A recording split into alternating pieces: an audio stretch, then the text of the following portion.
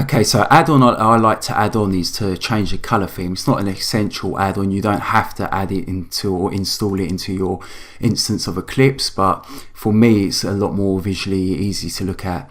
So if we go to Eclipse Marketplace again, there's many add-ons that you can add to Eclipse, and you can see the good thing with your marketplace is that you can see popular add-ons. So if you go click the popular link here, you can see popular ones. The one that I wanted was it's the color theme. So it's just going to change the color theme of Eclipse. So when that loads, you're going to see many add-ons appear within the pop-up. So as you can see here, we've got many different themes. One of them is Eclipse color theme. So I'm going to install this add-on as well.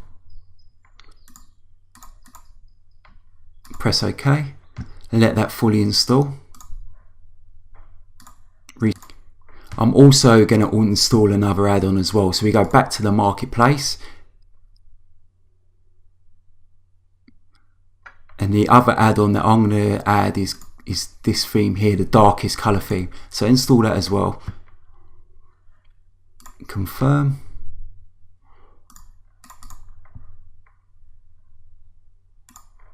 Now let Eclipse restart.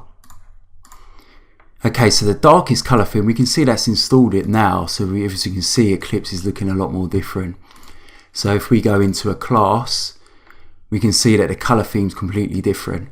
With the first add-on that I installed, we can enable that, or we can change the actual color of the text held within a class. So what I like to do is go to Windows Preferences and also change the text to Sublime Text 2. Press OK.